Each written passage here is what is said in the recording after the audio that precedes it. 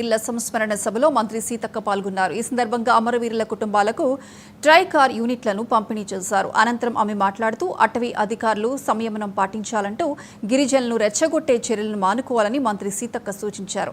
గత ప్రభుత్వం అమరవీరులందరినీ గుర్తించలేదని, కాంగ్రెస్ ప్రభుత్వం అందరినీ గుర్తించేందుకు ఐటీడీఏ అధికారులతో కమిటీ వేస్తామని మంత్రి సీతక్క తెలిపారు. అమరవీరుల కుటుంబాలకు ఐసీడీఎస్, పంచాయతీరాజ్ శాఖల్లో ఉద్యోగాలు కల్పిస్తామని చెప్పారు.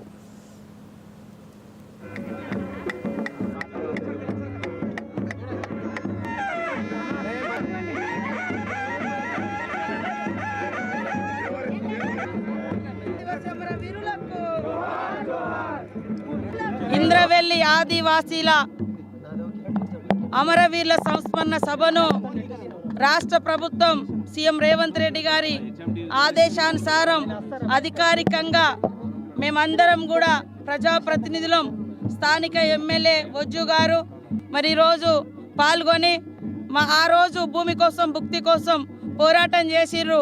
వారి పోరాటాల ఫలితంగానే మరి ఆదివాసులకు కొన్ని చట్టాలు, కొన్ని జీవోలు, కొన్ని సంక్షేమ పథకాలు కూడా మనం సాధించుకోవడం జరిగింది.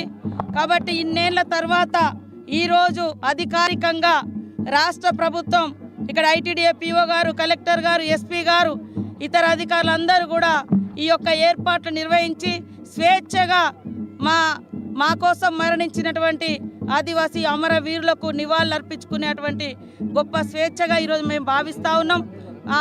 ఆనాటి కాల్పుల్లో మరణించినటువంటి కుటుంబాలకు కూడా సీఎం రేవంత్ రెడ్డి గారు ఇచ్చిన మాట ప్రకారం ఇండ్లు కానీ, ఇతర ట్రైకార్ లోన్లు కానీ, ఉద్యోగ ఉపాధి అవకాశాలు కూడా కల్పించడం జరుగుతూ ఉందని తెలియజేస్తూ మరి పత్రికా మీడియా సోదరులు కూడా ఎప్పటికీ ఈ యొక్క అమరవీరుల యొక్క గొప్పతనాన్ని తరతరాలుగా చాటుతున్నందుకు మీ అందరికీ, మీ యాజమాన్యాలకు కూడా హృదయపూర్వక నమస్కారం.